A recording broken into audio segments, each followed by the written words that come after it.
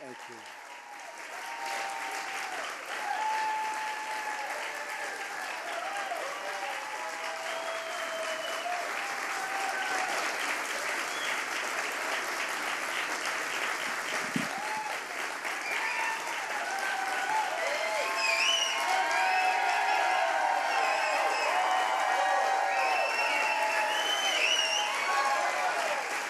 Thank you very much. You just want massive tax cuts. That's what you want.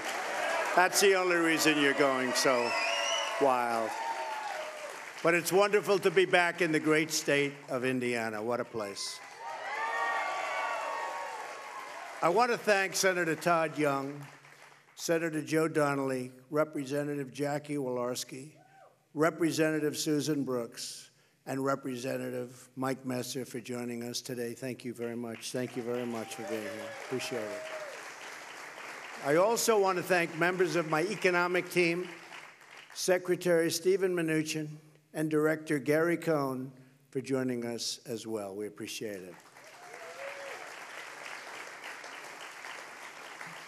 Let me begin by saying that our hearts and prayers go out to the people of Puerto Rico and the Virgin Islands who are suffering in the wake of yet another catastrophic hurricane. I mean, their island was virtually destroyed. Federal agencies are working closely with local partners to help these communities get back on their feet as soon as possible. Texas, Florida, Louisiana are doing great, and the recovery process is happening very, very quickly. I will be going down to Puerto Rico next week to get an on-the-ground briefing about the disaster recovery and to see all of our great first responders and to meet a lot of the people who are so affected by these storms. We are with you now, I tell them, and we will be there every step of the way until this job is done. It is truly catastrophic what happened in Puerto Rico.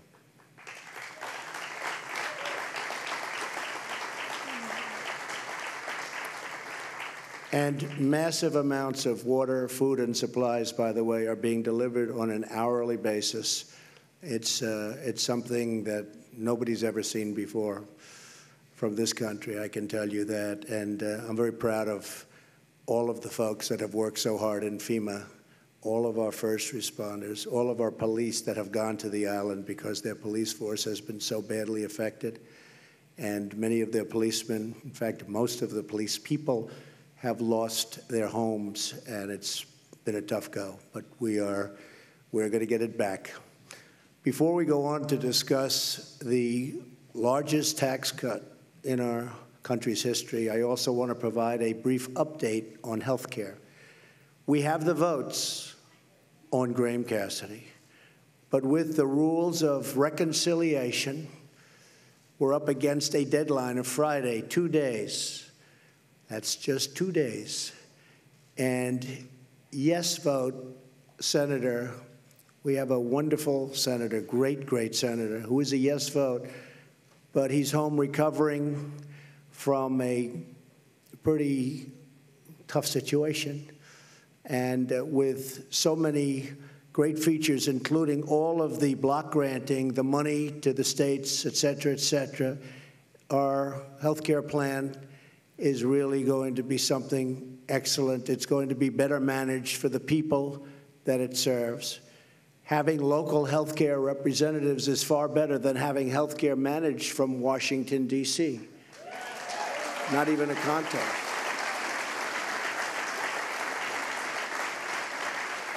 And many, many governors, as you also see, have agreed with us and approved it and really look forward to running it properly. But again, because the reconciliation window is about to close, we have to wait a few months until it reopens before we take a vote. So we're getting all of the good signs from Alaska and the others to repeal and replace Obamacare. And I was hoping this would be put on my desk right after we won the election and I'd come in and sign, but it didn't work that way. There are a couple of people that I won't say anything. But early next year, when reconciliation kicks back in any event, long before the November election, we're going to have a vote, and we're going to be able to get that through. And I think we'll actually get it through very easily, and the time makes it easier. But speaking of reconciliation. The Republican Senate needs to get rid of the filibuster rule, which is blocking so many great legislative reforms the American people badly want and deserve. By the way, the Democrats, if they had the opportunity, which hopefully they won't for many, many years, they would get rid of it on day one.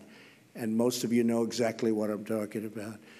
We're here today in Indiana to announce our framework to deliver historic tax relief to the American people.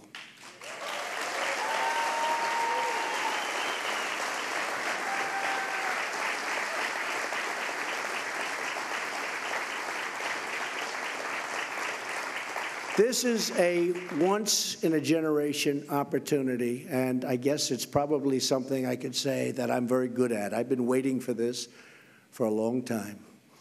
We're going to taxes for the middle class, make the tax code simpler and more fair for everyday Americans, and we are going to bring back the jobs and wealth that have left our country, and most people thought left our country for good.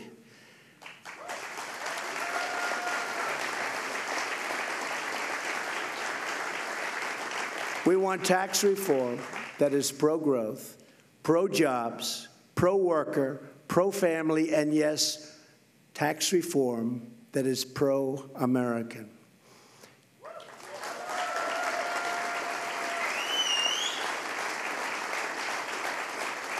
It's time to take care of our people, to rebuild our nation, and to fight for our great American workers.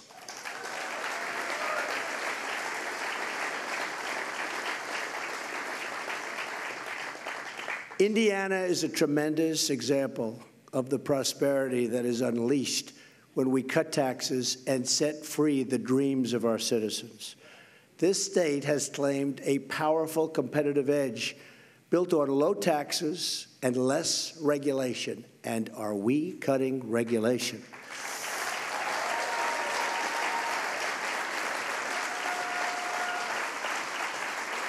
And businesses all across the country have taken notice. In recent years, Indiana has welcomed dozens of companies fleeing high taxes and high-tax states. Thousands of new jobs and massive capital investment have followed, meaning a better quality of life for the people of Indiana.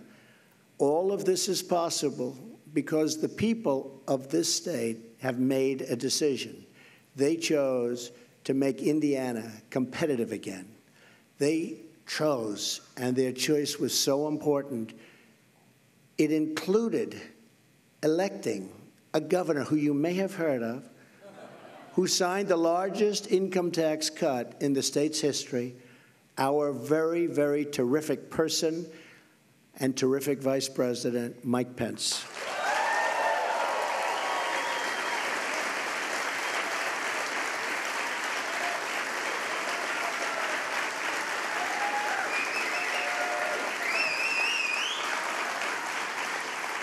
It's time for Washington to learn from the wisdom of Indiana. We need Washington to promote American jobs instead of obstructing them. That is what I've been working to achieve every day since I took office. That is what I talked about on the campaign trail. Already we're seeing the results of an economic policy that finally puts America first.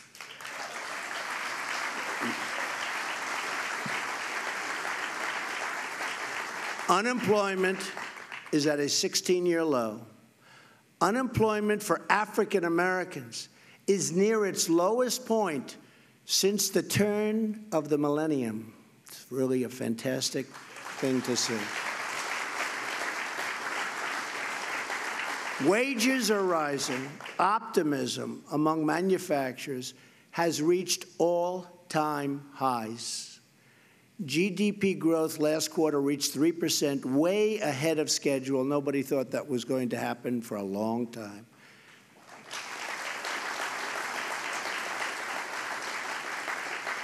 And this quarter, I believe, would have been better, but the hurricanes will have an impact. But other than that, it would have been in my opinion, even better. Your government is working for you once again, not for the donors, not the special interests, but the hardworking, tax-paying citizens of our country.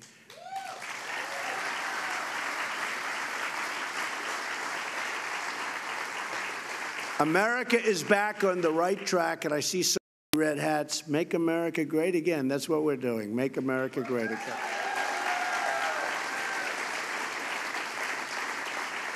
But our country and our economy cannot take off like they should unless we dramatically reform America's outdated, complex, and extremely burdensome tax code. It's a relic. Got to change it. We have to compete with other countries. The current tax system is a colossal barrier standing in the way of America's economic comeback because it can be far greater than it's ever been. But we're going to remove that barrier to create the tax system that our people finally and want and deserve. For several months, my administration has been working closely with Congress to develop a framework for tax reform. Over the next few months, the House and Senate will build on this framework and produce legislation that will deliver more jobs, higher pay, and lower taxes for middle-class families, for the working man and woman, and for businesses of all sizes. I look forward, thank you.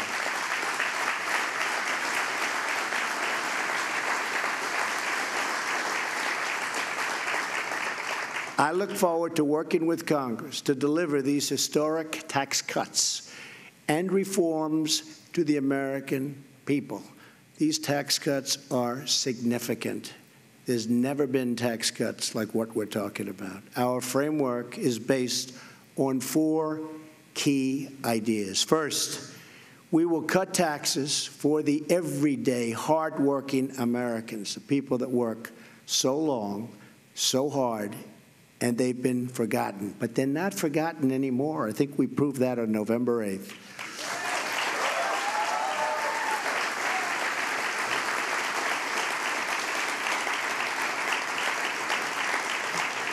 Under this framework, the first $12,000 of income earned by a single individual will be tax-free.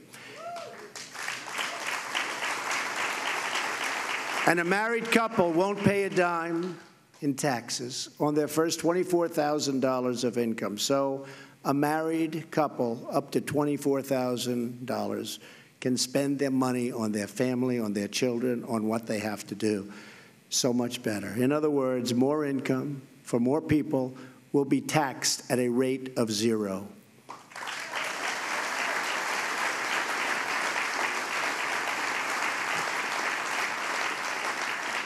At this 0% rate, taxable income will be subject to just 3 tax rates of 12%, 25%, and 35%. Jonathan Blanton and his wife, Jamie, from Greentown, are here with us today. Where are they? Oh, hello, Jonathan. How are you? Jonathan does industrial janitorial work, and Jamie works at an auto company.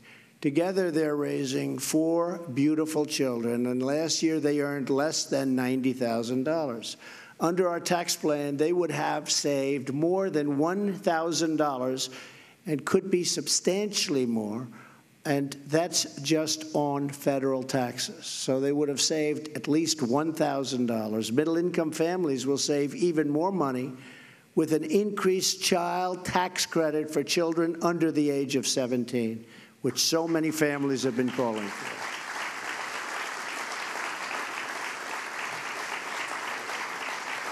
for. We will eliminate the marriage penalty in the existing credit and expand eligibility to include even more middle-income families, greatly expanded.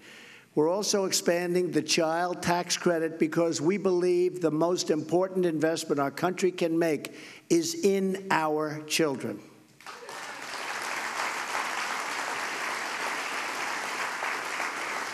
And this is just one more critical way that we're targeting relief to working families.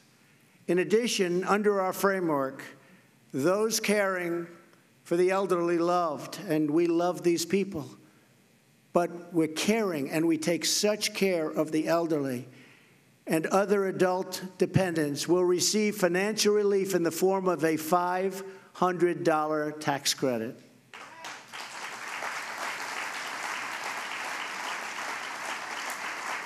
We're doing everything we can to reduce the tax burden on you and your family.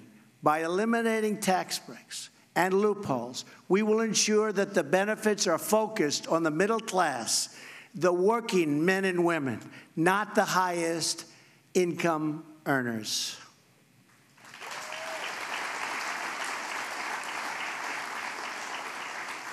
Our framework includes our explicit commitment that tax reform will protect low-income and middle-income households, not the wealthy and well-connected. They can call me all they want. It's not going to help.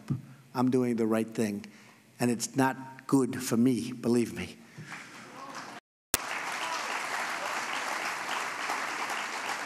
But what is good for me, not only as president and legacy, what is good for me is if everything takes off like a rocket ship, like it should have for 20 years. That's good for me. That's good for everyone. And that's what I think is going to happen. And a lot of very wealthy people feel the same way, believe me. In fact, we are eliminating most itemized deductions that primarily benefit the wealthiest taxpayers.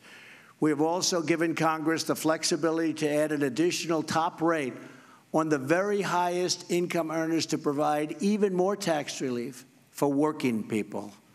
Second, our framework will make the tax code simple, fair, and easy to understand. Finally, Americans waste money.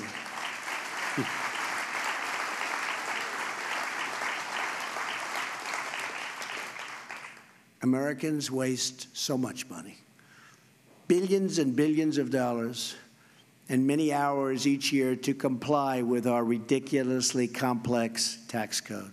More than 90% of Americans use assistance to prepare their taxes. Under our framework, the vast majority of families will be able to file their taxes on a single sheet of paper.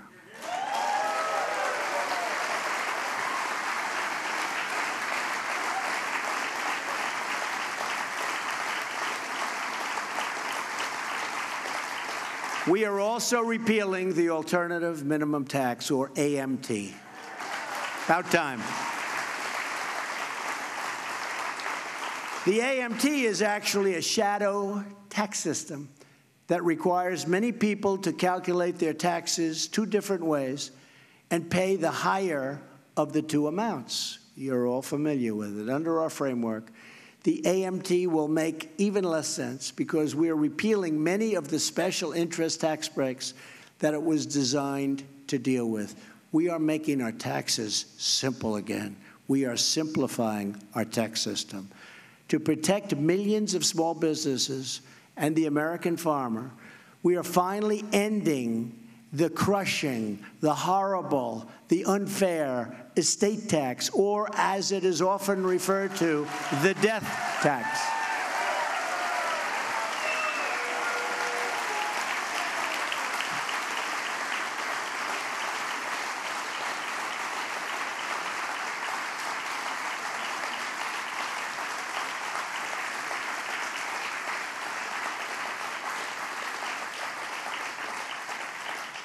That means, especially for all of you with small businesses that are really tremendous businesses, you'll be able to leave them to your family, and your family won't have to run out and do a fire sale to try and get the money to pay the tax, lose the business, ends up going out of business. All of those jobs are lost. The farmers in particular are affected. They have wonderful farms, but they can't pay the tax, so they have to sell the farm. The people that buy it don't run it with love. They can't run it the same way, and it goes out. So that death tax is a disaster for this country and a disaster for small businesses and farmers, and we're getting rid of it.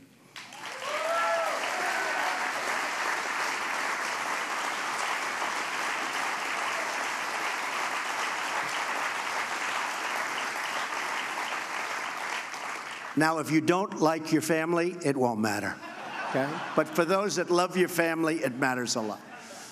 With us today is Kip Tom, a family farmer from Leesburg. Where's Kip? Good, Kip. Hi, Kip. Who fears that his family's farming heritage, it's been a long time. How long, Kip? 187 years. That's peanuts, Kip. Wow, that's a long time. But that great heritage could come to an end because of the death tax or the estate tax, and could make it impossible for him to pass that legacy to his wonderful family. We're not going to let that happen. We are not going to allow the death tax to steal away the American dream from these great, great families, many of which are in this room today.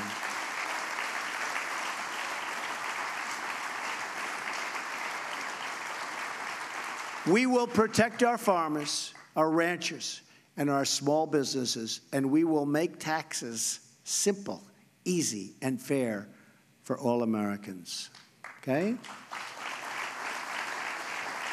Third, we will cut taxes on American businesses to restore our competitive edge and create more jobs and higher wages for American workers.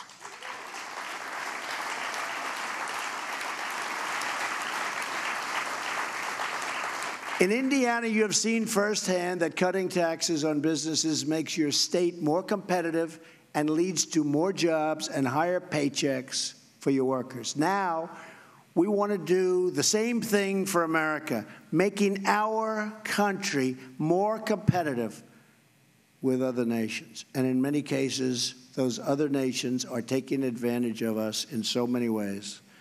They say they're friends, and perhaps they are. But believe me, I am renegotiating our trade deals, including NAFTA, including many other trade deals. And through regulation, all you have to do is look at the massive pipelines, Dakota Access. You take a look, 48,000 jobs immediately approved. So we're letting that happen. But in terms of the tax and the tax strategy that Ronald Reagan used to create an economic boom in the 1980s, when our economy took off, the middle class thrived, and the family income of all families was increasing more and more, and it was a beautiful sight to behold.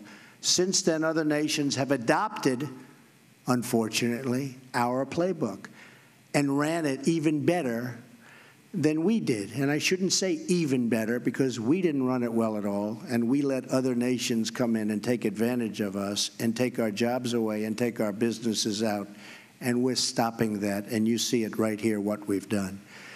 Today, our total business tax rate is 60% higher than our average foreign competitor in the developed world. That's not good.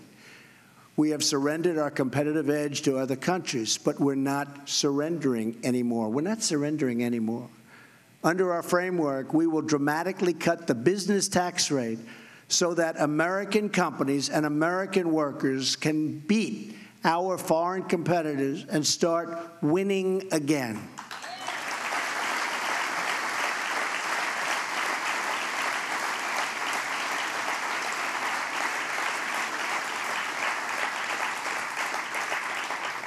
We will reduce the corporate tax rate to no higher than 20%. That's way down from 35 and 39,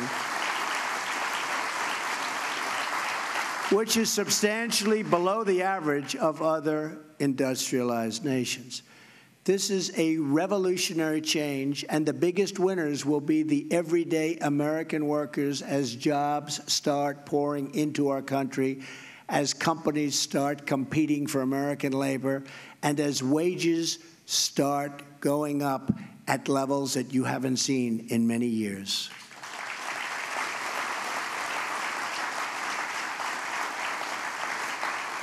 When our companies move to other countries, it's our loyal American workers who get hurt. And when companies stay in America and come to America, it's our wonderful workers who reap the rewards. And I just left the United Nations last week, and I was told by one of the most powerful leaders of the world that they are going to be announcing in the not-too-distant future 5 major factories in the United States, between increasing and new. 5. You'll be hearing about that very soon. And I said, thank you very much. And he said, you know what? It's starting to happen in the United States. It's starting to happen. So I just wanted to let you know that. I promised I wouldn't say who. I'll keep my word, okay? Unless you force me. Members of both parties, it happens to be in the automobile industry, that's a good industry. Members of both parties should agree that we need a tax code that keeps jobs in our country and brings jobs back to our country.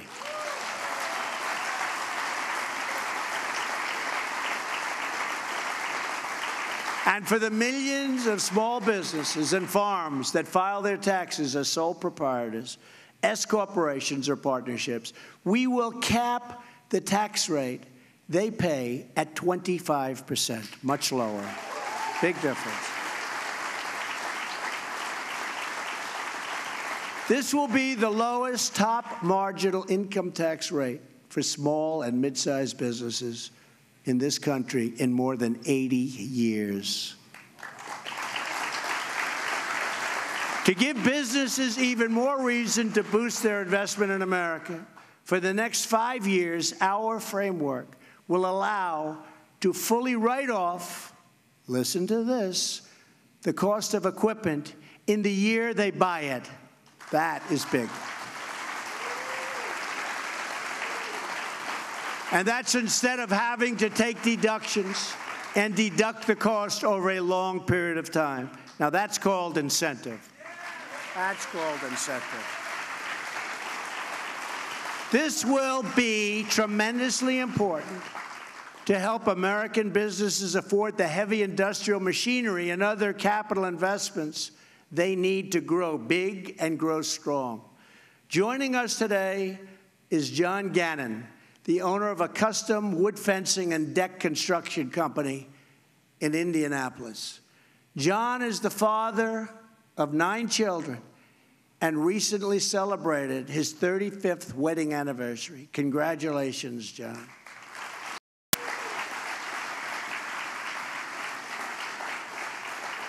And John is in the fencing company, as you heard. And I'm just thinking, I have to mention this.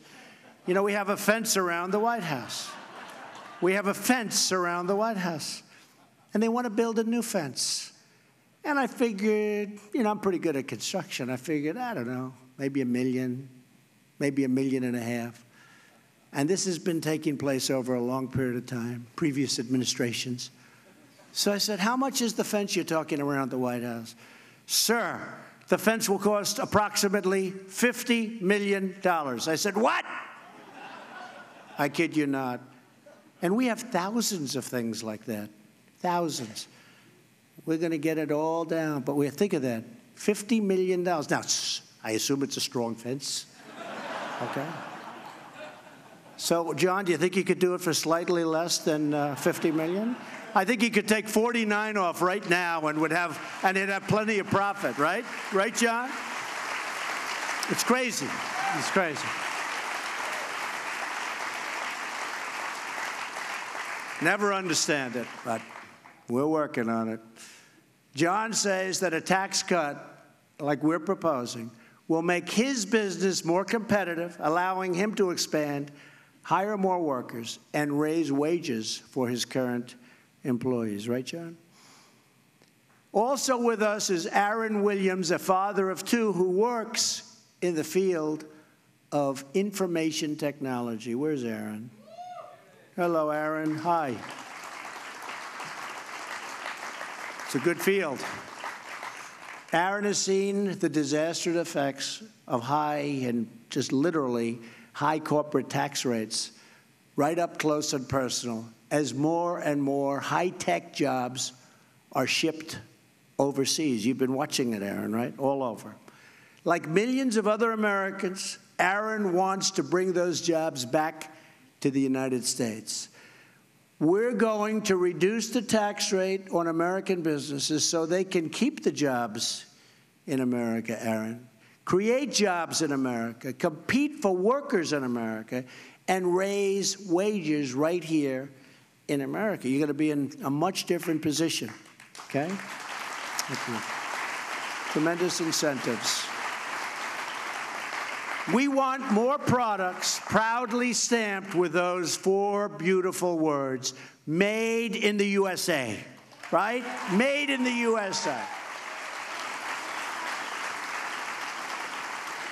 Finally, our framework encourages American companies to bring back the trillions and trillions of dollars in wealth that's parked overseas. Our current tax system, trillions. And by the way, for years I've been hearing it's $2.5 trillion. So I've been hearing this for about 5 years, so I assume it's much more, right?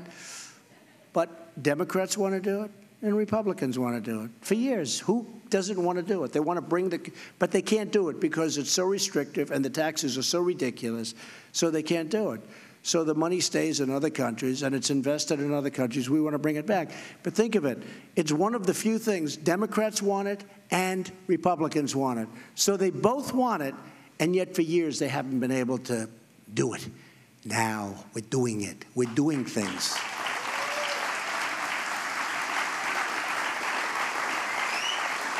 You know, it's one thing when we want a health care and they want a health care and there's a dispute, but here's something everybody wants and they can't do it. So you can tell you that there's a broken system in D.C., but we're getting it fixed I think, rather rapidly. You'll be seeing that over the next few months.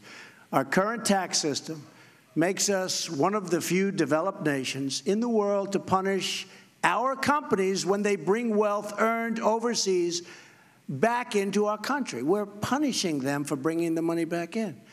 As a result, corporations have parked many trillions of dollars in foreign countries, and many have incorporated abroad in order to avoid our punitive tax system altogether.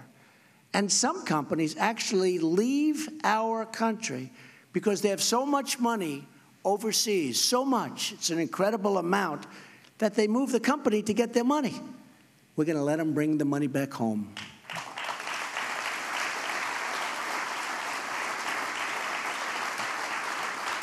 Our framework will stop punishing companies for keeping their headquarters in the United States. We're punishing companies under our codes for being in the United States. We will impose a one-time low tax on returning money that is already offshore so that it can be brought back home to America where it belongs and where it can be put to work and work and work.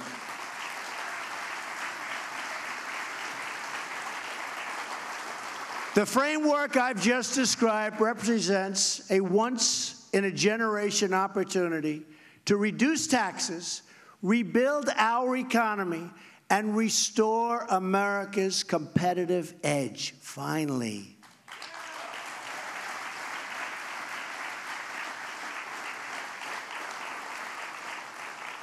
And I have to say, just before coming here, we released some of the details of the tax and the tax reform and the tax cuts, and it has really received tremendous, tremendous reviews. And if Senator Donnelly doesn't approve it, because, you know, he's on the other side, we will come here, we will campaign against him like you wouldn't believe.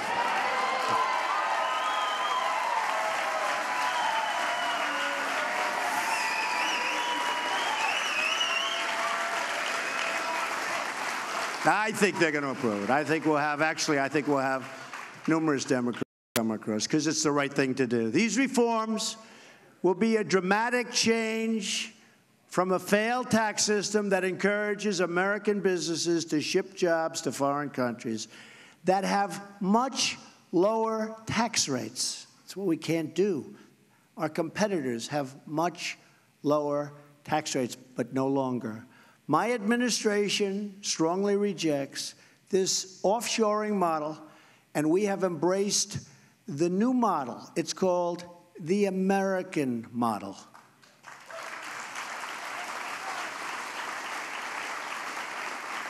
Under the American model, we are reducing burdens on our businesses as long as they do business in our country. That's what we want. We want them to do business in our country, not to leave our country like a number of firms from Indiana. Some made some great promises to me, but those promises are only being partially kept because they're incentivized to leave, but now they're going to be incentivized to stay. And if that doesn't work, then we'll get even tougher than that, okay? We want our companies to hire and grow in America and to raise wages for American workers and to help rebuild American cities and towns. That is how we will all succeed together and grow together as one team, one people, one American family. We want it to happen here.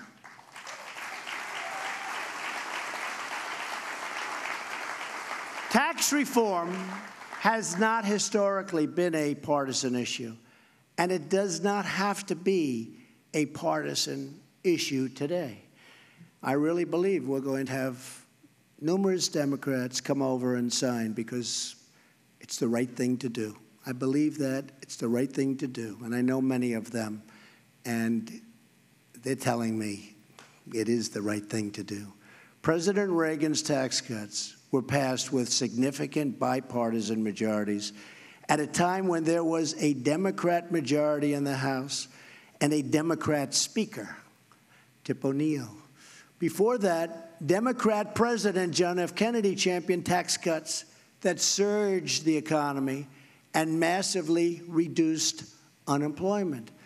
As President Kennedy very wisely said, the single most important fiscal weapon available to strengthen the national economy is the federal tax policy. The right kind of tax cut at the right time, this is the right time, is the most effective measure that this government could take to spur our economy forward. That was President Kennedy.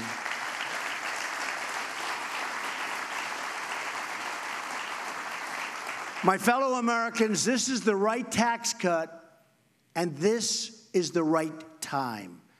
Democrats and Republicans in Congress should come together, finally, to deliver this giant win for the American people and begin middle-class miracle. It's called a middle-class miracle once again. It's also called a miracle for our great companies, a miracle for the middle class, for the working person.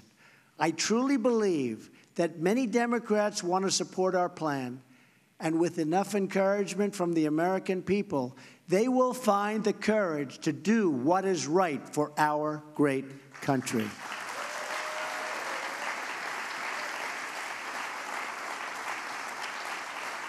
But they'll only do it if you, the American people, make your voices heard. Only if you tell Congress to give us a tax code that puts American jobs first. And that's what we're doing.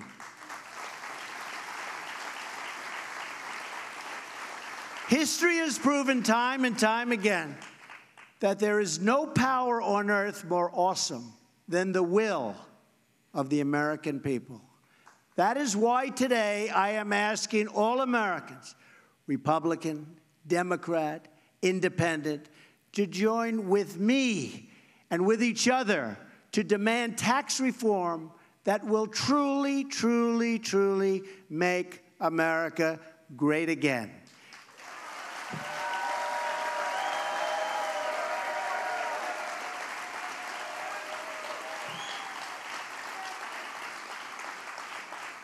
Call your congressmen, call your senators, let them know you're watching. Let them know you're waiting. Tell them that today is the day for decision, that now is the time to heal this self-inflicted economic wound, and that with their action, the future will belong to all of us. If you demand it, the politicians will listen. They will answer, and they will act. And someday, many years from now, our children and our grandchildren will remember this moment in history as the time when ordinary Americans took control of their destiny and chose a future of American patriotism, prosperity, and pride.